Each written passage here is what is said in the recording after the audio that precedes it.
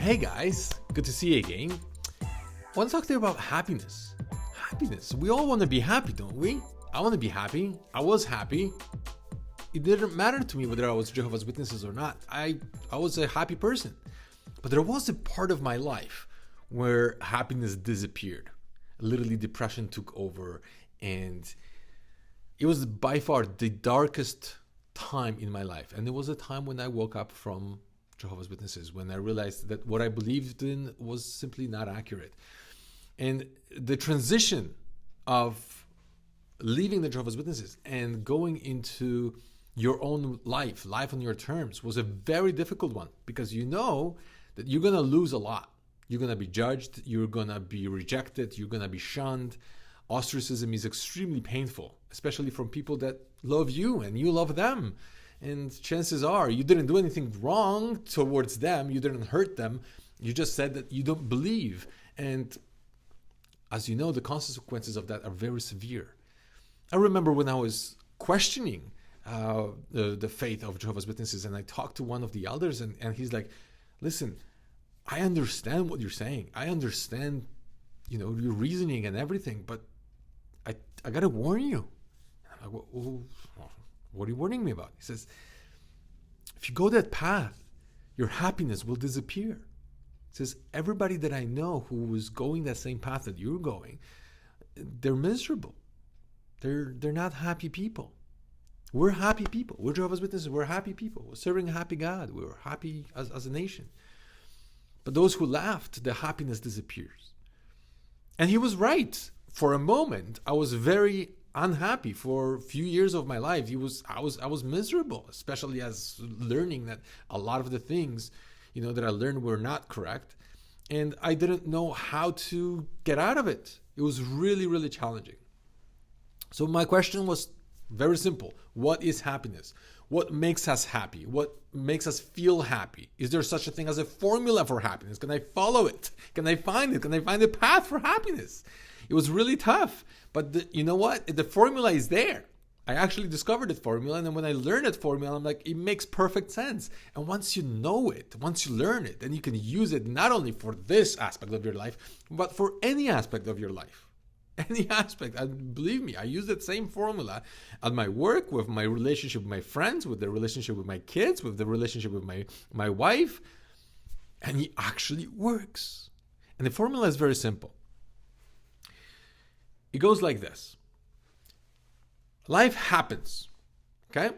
There are different circumstances, and we all have different circumstances.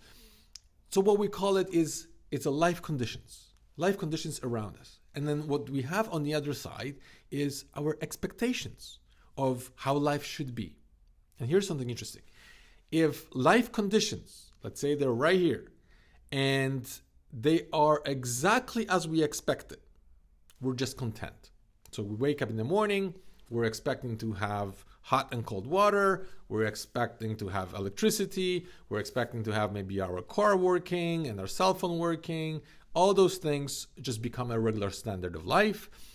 We feel we have those things, we're neither happy or unhappy. They're just normal, regular standard of life.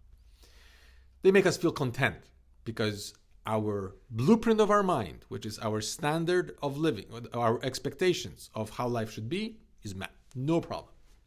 Well, the problem arises when our expectations are here, but life conditions are here.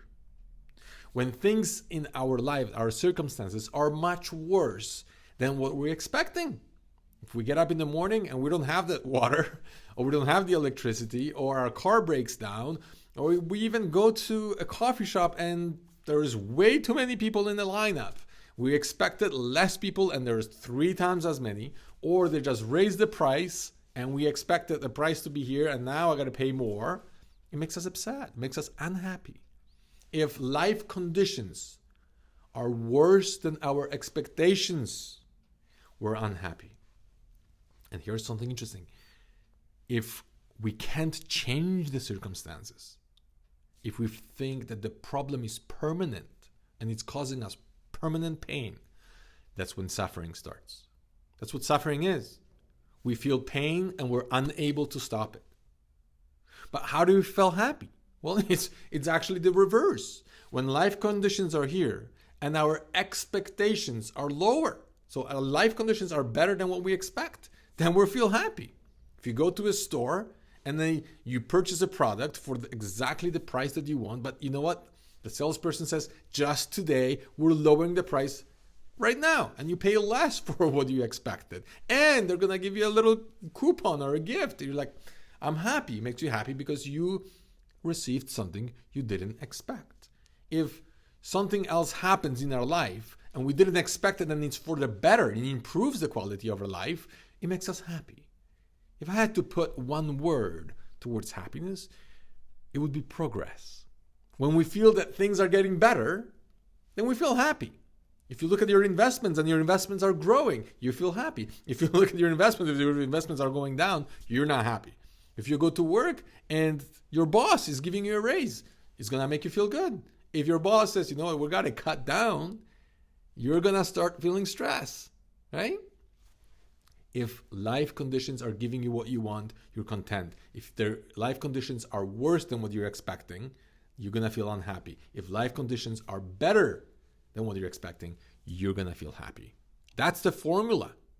And it's simplistic, but look how we can actually use it for our good. I remember this was literally a mind shift for me. When I left the religion, I realized, you know what? I had way too high expectations of this religion. See, we cannot control the life conditions. We cannot control all our circumstances. We can influence things, but truthfully, we can't control everything.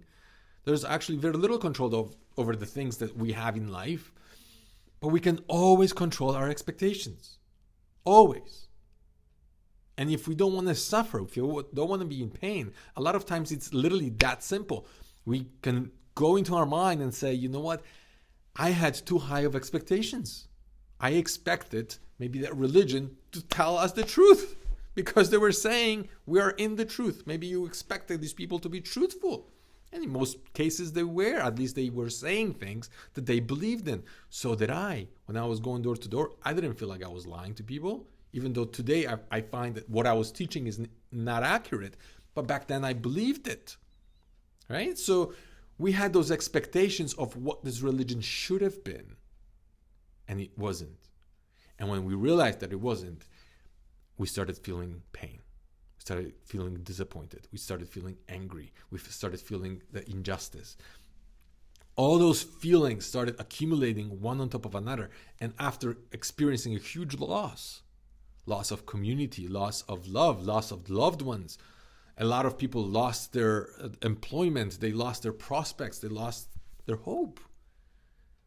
It was really tough to pick yourself up and rebuild your life when everything that you had as expectations of what the future will hold all of a sudden collapses.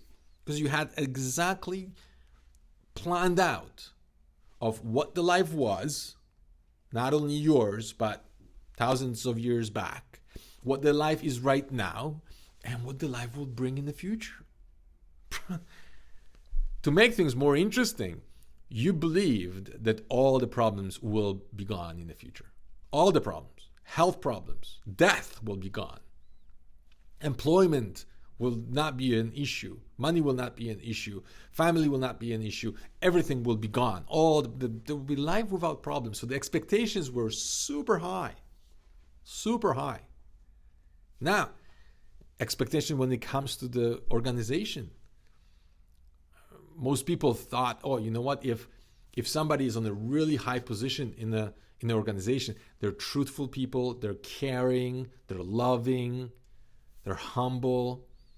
And then you find out that elders have been serving for many years on that position while cheating on their wives, while some of them literally molesting children, and then disfellowship young ones for having sex outside marriage while they did that, stuff like that. And it's proven on the record.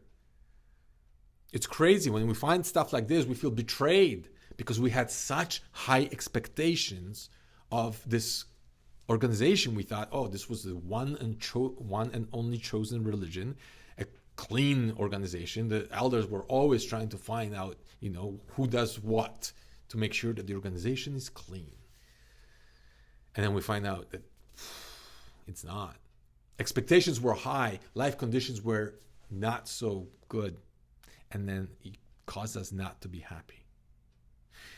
Often Jehovah's Witnesses, who are still very strong believers, they're fighting the same problem. They're fighting that the expectations that the organization puts on them, it's so high they can never meet it. Because they have to go to all the meetings, they have to do all the readings of all the magazines, they have to prepare for the meetings, they have to prepare for service, they have to go door to door, they have to do X amount of hours, especially if they're pioneers. But they have to do at least the average to feel normal in the congregation. Otherwise, they always feel like they're not up there. There's a lot of expectations of how these people should dress, act, behave. A lot. And if they can't meet that standard, they're not feeling happy. And that is a big challenge for them. And I feel for them. I know many of them are dealing with depression. They're going to the meetings. They look pretty. They dress up, tie, suit. Women wear makeup, dresses. But inside, they don't feel like their life is successful. They can't be authentic. It's tough. And it's for everybody. I remember when I went to one elder for advice. I wanted a marriage advice. I was newly married, and I'm like, well, I'm struggling with some stuff, and I just want to know your opinion. And he told me, listen, to be honest, I don't know what to tell you. I've been sleeping on the couch for a few weeks now. But you will never know, because at the meeting, how would you know what these people are going through? They're not telling you all the details. Especially if you have a privilege of being an elder or a pioneer, people look up to you, and you have to have a specific standard of living. You're supposed to be an example to others. And they're just humans, and they're fighting their own battles. And it's not that simple as, this person should be like this. That was the challenge. We had really high expectations of other people. Well, how do we turn into a happy life now? I'll tell you what, it wasn't that easy. It wasn't like switching just expectations from high up to low. But I had to lower my expectations. That was one of the first key factors. I had to lower my expectations for the brothers in the congregation, the people in the congregation, the elders. I felt like most ex-Jehovah's Witnesses, when I talk to them, they really have the expectations of elders, like the elders should care about them a lot more the care that they received. And truthfully, you're not paying them for anything. They were put in that position by somebody else, by following the rules and being obedient. But truthfully, they're not your therapists. They are not. They don't owe you anything. They don't owe you any help. Many people were complaining to me, like, listen, the elders in my congregation, they don't help, they don't check on me, they don't call me. I'm like, well, how many times did you call on them? How many times did you check on them? Did you check if they're doing okay? Did you ever offer your help to them? I'm like, well, no, but I'm not an elder. I'm like, well, you have any idea how much work the elders have to do with taking care of the Kingdom Hall, taking care of all the orders for magazines, to prepare for all the meetings, to prepare for the talks, to prepare for the circle of a year visits, all the stuff that Jehovah's Witnesses are doing, and it's already a lot. Now, elders have to do tons of more work that it's behind the scenes that nobody else sees, and then they're being blamed that they didn't put enough attention on somebody else who had a challenge, and very often they didn't even ask for help. They just assumed that the elders should offer that help. Well, guess what? These people are just people, and they have their own problems. And chances are they got to that position not because they're super educated. They are usually very obedient to what the Watchtower requires of them, and they follow the rules, and this is how they got that position. But they're not marriage counselors, and they're not psychiatrists, and very often they don't know how to help. I remember myself, I felt very inadequate. I went for shepherding calls, and some people were sharing their challenges, and I was like, oh boy, I don't even know what to do. I just feel so inadequate to help these people because those are the problems I never had to face before, right? I don't even know how to address this, right? So I got rid of all my expectations and judgment that I had towards these people because they're just like me before then, before I left. How do you break free? Let's say you woke up. Let's say you were very happy as a Jehovah's Witness, and then you found out and the happiness is gone. Like you're just trying to move forward and you can't. I was in that state. My wife was not waking up. I thought I'm just, you know what, this whole stuff that I learned from people who left, after reading Crisis of Conscience and all the other books, I'm like, the happiness is gone. I don't know what to do. I thought it's going to go away on its own. I thought it's going to fade. So you know what? I burned Crisis of Conscience. That's right. I took that book and I burned it. I thought about this. And I realized, you know what? If I go to an assembly for like 3 days, I sit there, I listen, I take notes. A month from that assembly, sometimes much sooner, I forget what was there. So I thought, you know what? If I just leave it alone, I'm not going to watch any YouTube videos, anything critical of the Watchtower and organization. I'm not going to read any books. Just going to go back to being a normal Jehovah's Witness. The happiness will return. What I've learned, I'll probably forget. Life will go back to normal. Well, I don't know about you, but I couldn't. I gave it a shot. I tried. My wife saw me burning Christ of Conscience. She was so happy. She's like, life will go back to normal now. We don't have to argue about this. This is great. Our family will be together, united. No problem. I couldn't do it. I was sitting at the meetings. I could hear things that were taken out of context. The scriptures taken out of context. Things were twisted. A lot of stuff was completely illogical. And I'm like, I can't do it. You can learn new things, but I learned I cannot unlearn things. And truth has literally this penetrating power. Once it pierces your heart, you're like, this is simply not for me anymore. And I don't know how I'm going to get out of this, but this is simply not the place where I want to be. Now, the happiness didn't return right away just because I changed my expectations of this religion, of what should have been done. So what I had to do, I had to break the pattern. Break the pattern of looking at all the videos, reading all the material. I had to break my pattern.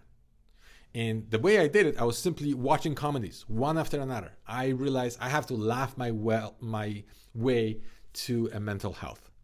Because I was just watching the videos one after another. It was crazy. It was not bringing anything good. I was watching a lot of people who were very angry, bitter, and toxic, to be honest.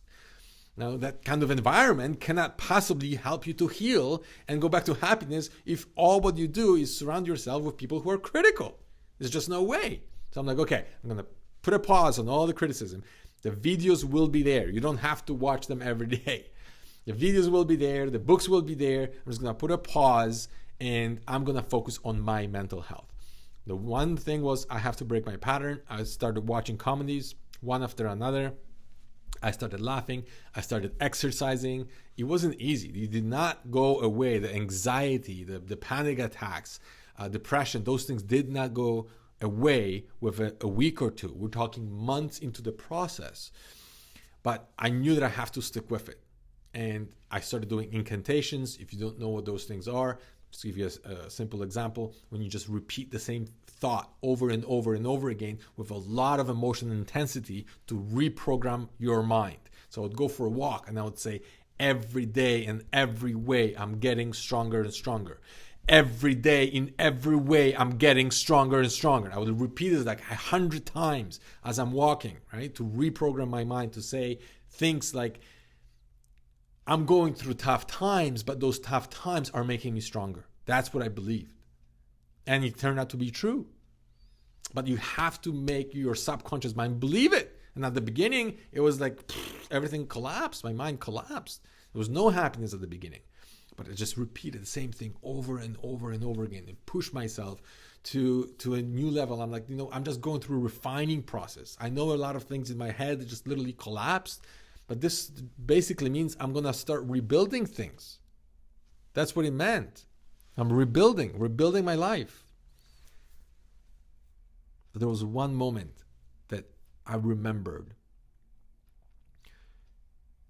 that shaped me, who I am as a person. And remembering about that moment started shifting my mind. See, I immigrated from Poland. So when I came from Poland, I came to Canada. What I saw here was pretty much majority of the things were better. So I was happy. I'm like, man, this is an amazing country. I see how people live here. There's much better quality of life for me, much better way of prospects for the future, for me, for my family, for my kids. I loved it. Absolutely loved it. After a few years, I went back to Poland for a visit. And that was the year 2000. So Poland did not look as good as it does right now. So a lot of things were bothering me. I'm like, oh man, look at it. They don't have highways. The roads are really bad. And just a lot of garbage everywhere, graffiti everywhere. A lot of things were bothering me back then. And then I was just not happy, right? Like just complain about everything. And then a friend of mine said, hey, do you want to go see Mount Everest? Since I love mountains and we just climb a mountain in Poland, he says, let's go next weekend. We'll go see Mount Everest. And I'm like, you're nuts. But we did. Seriously. And it was the trip of my life. We flew to Russia, then from Russia to New Delhi. From New Delhi, we went to Kathmandu. And over there, we went trekking in the mountains in Himalayas. And I tell you what, on the way there, I got really sick. I got really sick on the airplane. The food, I discovered that on a Russian airplane, you were allowed to smoke. The whole airplane, within few minutes, it was full of smoke. I hate smoking. That's just one of the things that, even if I were not a witness, I would never pick up. I just can't stand it. And the guy behind me was smoking cigars like one after another. And I requested non-smoking section. And I called the stewardess, and the stewardess said, well, from you this way it's non-smoking. And the guy behind you is already in the smoking section. I was like, oh, man, this is bad. I'm telling you, I got sick. I had fever. It was really, the first few days were really bad. And when I got there, the place stank so bad. Oh my gosh, I felt like there's sewage all around me. No matter where I went, it smelled really bad. And here's something interesting. I didn't eat for 3 days straight. I couldn't eat anything. I have a fever. I'm shaking. And we're on this bus. And this bus basically goes through Himalayas. And if you know anything about driving there on the bus, there's a cliff on one side and a cliff on the other side. And you're just driving and you just got to close your eyes because you don't know if the bus driver is going to make it. But we're on this 8-hour drive. And there's this kid right next to me. And I was sure he's going to beg for money. There's tons of kids begging for money. And we stopped, and there's those locals. They come with food, and they're trying to sell you merchandise. And this kid is like grabbing my shoulder, right? And I'm like, oh, another kid's going to ask for money. And so I gave him a dirty look. And all what he had was half a corn. His mother purchased one piece of corn. She broke that corn in half, gave him half, and she ate the half of the corn herself. And he tried to share that with me. And he broke my heart. I'm like, oh my gosh. If you know anything about people in Nepal, they're so caring. They're so giving. It's almost unbelievable that a nation like this can be so loving. I've never experienced anything like it. People were so hospitable. I'm like, man, it changed my mind about how I saw, especially worldly people. This little boy who only thinks for an 8-hour drive, the only thing that he was eating is that half a corn, and that half a corn he tried to share it with me, with somebody who's a tourist. And tourists in those people's eyes are like next to God. Those rich people from America, right? They come from all over the world. And I realized, you know what? And he was happy as hell, and I'm miserable. And I thought, what really makes the difference of quality of life? And I realized there's only one word: gratitude. That boy was so happy that he had that half a corn, and he was even happier to share it. And that was the most beautiful moment in my life when it comes to gratitude. I felt so grateful for him. I'm like, boy, you don't understand what you have done. But isn't that the case? We're unhappy when we're not grateful. And I remember I sat down and I had to make a list of all the things that I'm grateful for being a Jehovah's Witness. And make a list. Because that's the antidote. You can't be angry and grateful at the same time. You can't be resentful and grateful. You want happiness to return, sit down with a pen and paper and write down all the things you're grateful for. I met my wife at the Kingdom Hall. I'm very grateful for that. She's an incredible woman, and we have an awesome relationship. That would have never happened. I learned so many things as a Jehovah's Witness. I had a great childhood. Do you know how many people were jealous of me? They said, Jack, I don't know how you do this. You have so many friends. We have one or two, and you have so many. And I'm like, yeah, it is true. Like I was playing basketball. I was playing volleyball. I was going skiing with the guys from the congregation. There was always something to do. There was always a party somewhere. There was always something, that we were doing together as a congregation, as young ones. And a lot of people didn't have that. They had no community to go to. They had one or two friends, 5 max. And that was popular kid would have 5 friends. But me, I never had a problem with that. So I'm very grateful that even though I missed out maybe on some parties for birthdays or Christmas or anything like this, but to be honest, I had many other things that I'm very grateful that I experienced. There's certain knowledge and skills that I learned as a Jehovah's Witness that they shaped me for who I am. And I don't regret it. I remember when I had to stand up for my own father who was a Catholic, and I had to fight for my right to believe whatever I wanted to believe and to be whoever I wanted to be, even though he was opposing to it. I'm like, this is what I believe. This is why I believe it. And I'm going to stand for what I believe in. He took me to church, the Catholic Church. Guess what? Everybody has to go down on their knees and bow down to the statues. And I'm like, okay, you can force me to go to the church, but you're not going to force me to get down on my knees and bow down to that statue. It ain't happening. And I had that strength at 8 years of age. I'm very grateful for that because you know what? I took the same strength now as a Jehovah's Witness who were leaving. And I said, you know what? They taught me to stand up for what I believe in. So they might shun me. There might be consequences for me speaking out. But I have that strength now because they taught me that strength. And I'm grateful for it. And I wrote one after another all the things that I've gained as a Jehovah's Witness. It reframed my mind. In conclusion, I can tell you this.